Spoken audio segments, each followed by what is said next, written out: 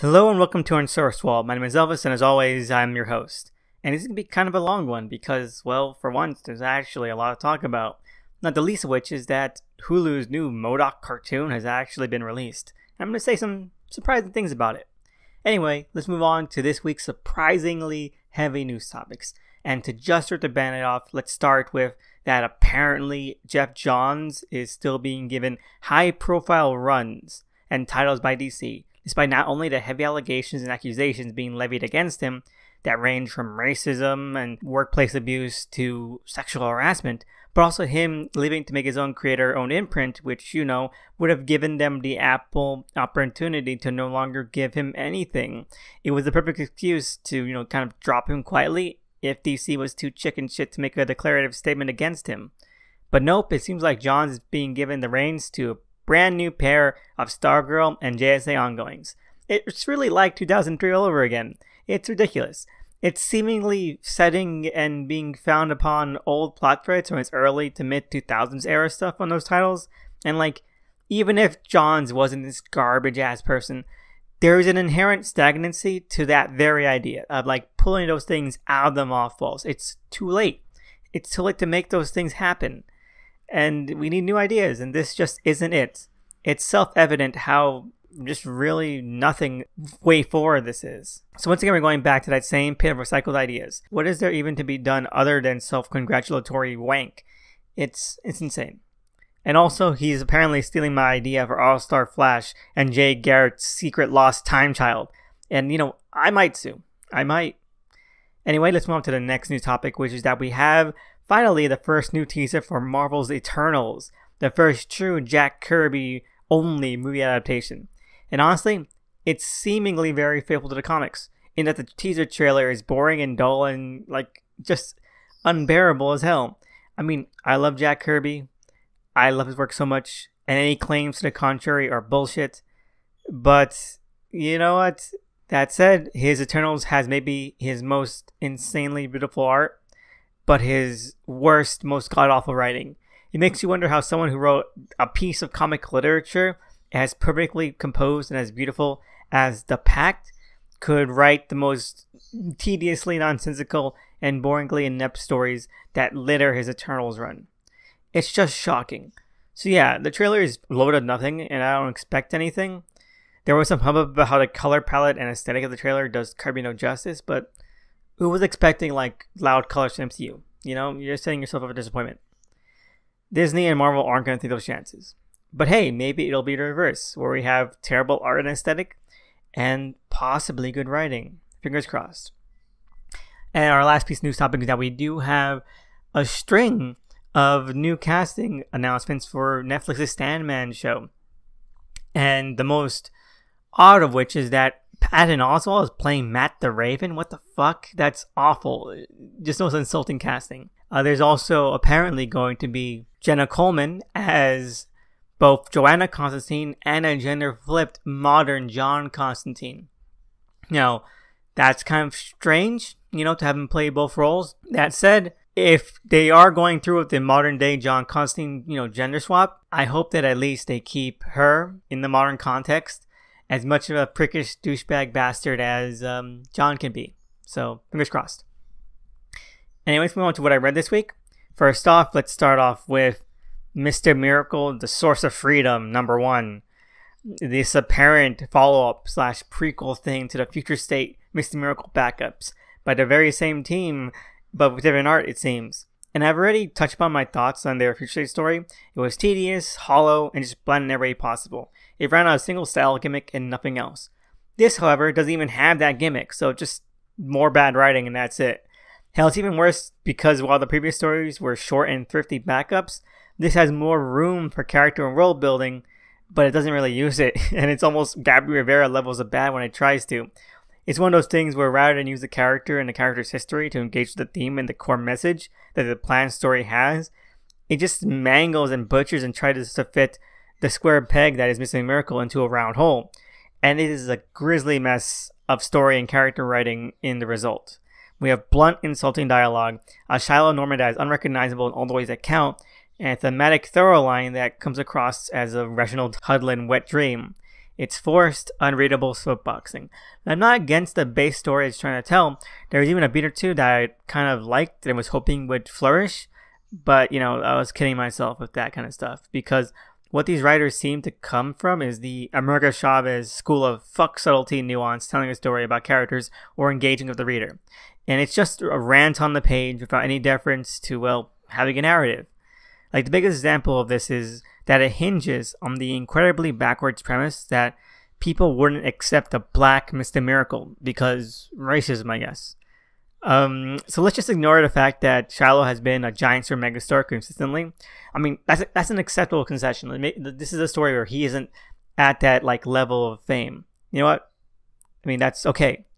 But instead of developing and showing this fear and this threat, it instead uses real-world examples on a TV screen as a plot device, but in doing so, it feels so far removed from the story, and it's more like a lecture.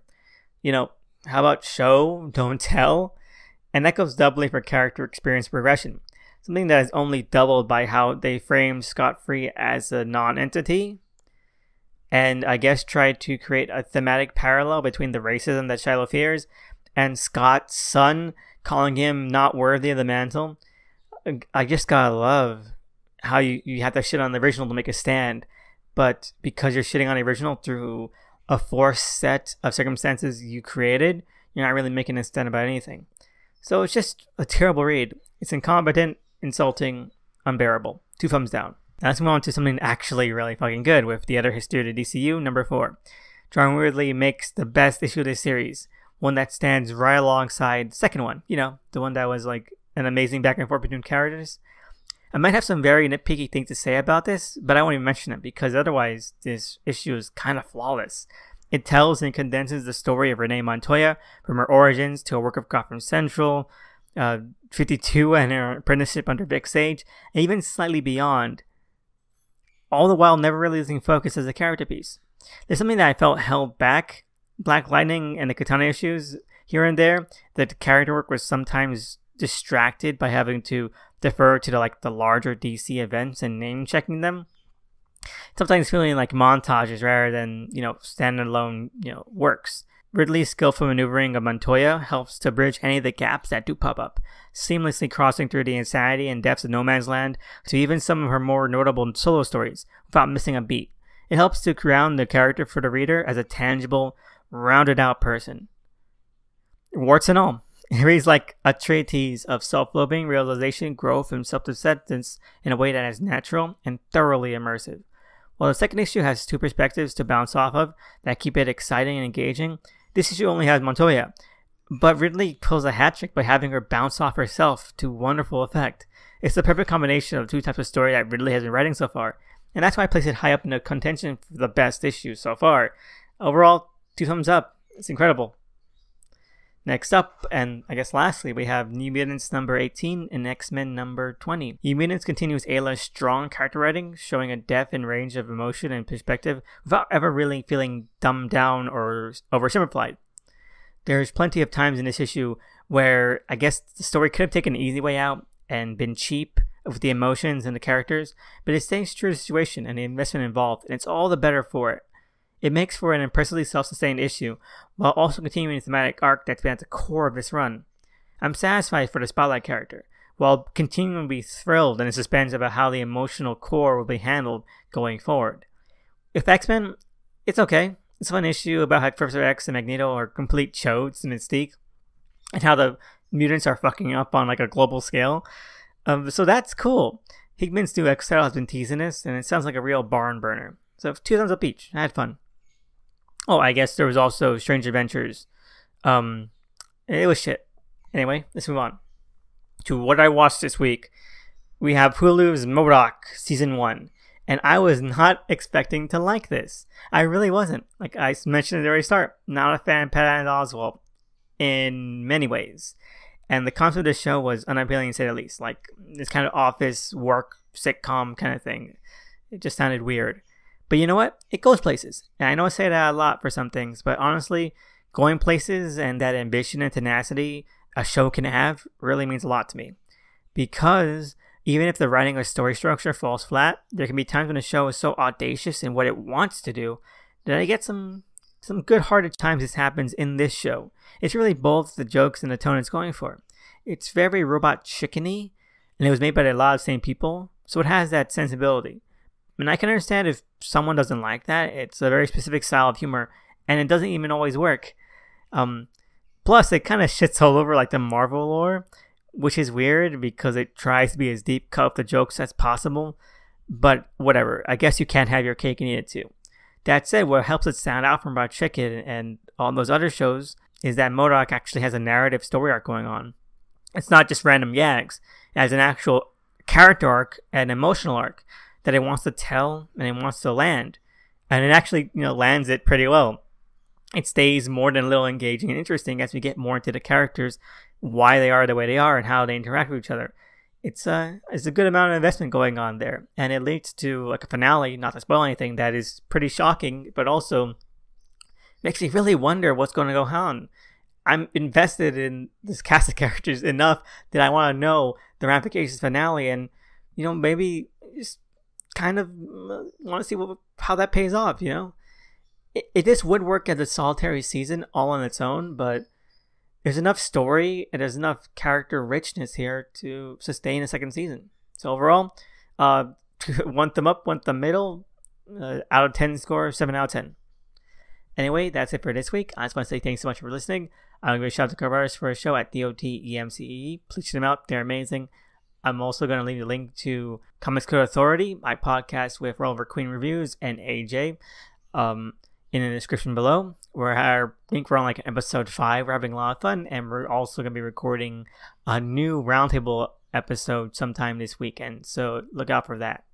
Anyway, thank you so much for listening. Have a great one, and see you again next time.